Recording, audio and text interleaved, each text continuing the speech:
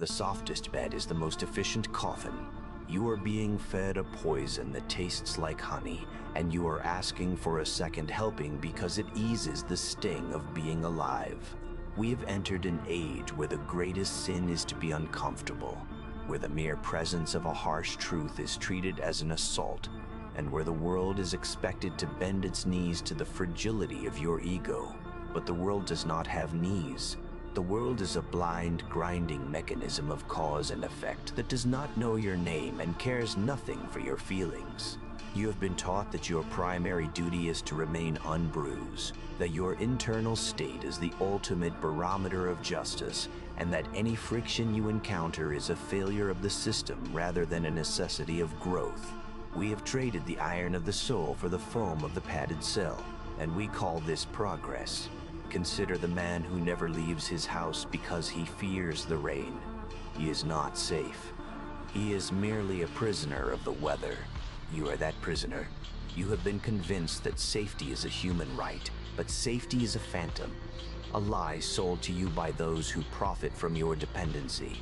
Marcus Aurelius did not write his meditations in a spa. He wrote them in the mud of the frontier, surrounded by death and the stench of horses, because he knew that the inner citadel is only built under fire. Today, we do not build citadels, we build bubbles. We have created a generation of emotional hemophiliacs who bleed out at the first scratch of a dissenting opinion. This is not an accident of history, it is a design. The best way to keep you from escaping the triviality of your life is to make sure you are too terrified of the cold to ever step outside the warmth of your own delusions. You demand that the world be a nursery, forgetting that a nursery is a place for those who cannot yet walk. If you remove every thorn, you also remove the rose. If you silence every voice that offends you, you lose the ability to hear the truth when it finally comes to save you. We live in an era that worships the fragile, building cathedrals to the offended and shrines to the anxious, forgetting that the only way to conquer fear is to walk directly through its center. You seek a life without triggers, a reality filtered through the gauze of absolute comfort. But in doing so, you are amputating the very parts of yourself that were designed to survive. Seneca warned us that no man is more unhappy than he who never faces adversity, for he is not permitted to prove himself. Today, we have labeled adversity a moral failing. If you are challenged, it is a microaggression. If you are hurt, it is a crime. If you are forced to look at the unvarnished reality of existence, you demand an apology from the universe. But the mountain does not move because you find it steep. The winter does not end because you have forgotten how to build a fire. The sword does not blunt itself because you have thin skin. By insulating yourself from every possible sting, you have turned your mind into a hothouse flower that will wither the moment the glass breaks. And the glass will break. It always breaks. We have replaced the internal strength of the ancients with a house of cards, and we wonder why the wind feels like a hurricane. You are being groomed for a life of quiet desperation, not by chains, but by the promise that you will never have to feel bad. This is the ultimate form of control. If you cannot handle a different opinion, how will you handle a tragedy? If you cannot survive a harsh word, how will you survive the silence of the grave?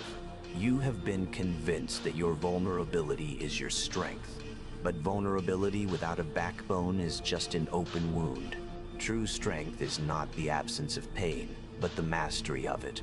It is the ability to stand in the wreckage of your own expectations and realize that you are still there. We have forgotten how to be dangerous to our own fears. We have forgotten that the mind is a fire that requires fuel, and that the best fuel is often the very thing we are trying to escape. You are not a victim of the world. You are a victim of your own desire to be comfortable in a world that is inherently uncomfortable. The reality you are hiding from is the only thing that can actually set you free. Because once you realize that the world cannot break you unless you give it your consent, you become untouchable. but you have been sold the dream of the eternal infant, cradled in the arms of a society that needs you weak to keep you predictable. They want you sensitive because a sensitive person is easily managed. They want you afraid because a person in fear will trade their soul for a moment of perceived safety. The walls are closing in, and they are lined with silk. You are suffocating in your own comfort, dying of 1,000 minor concessions to your own cowardice. The path out of the prison is not paved with affirmations. It is paved with the jagged rocks of the things you fear most. You must invite the cold. You must welcome the friction. You must learn to love the weight of the world on your shoulders, for that weight is the only thing that gives you gravity. If you continue to demand that the world be soft, you will eventually find that you have become nothing at all. The universe is a forge, not a garden. You are here to be tempered, not to be tended. Stop asking for the burden to be lightened and start asking for a stronger back. Reality is not an enemy to be avoided.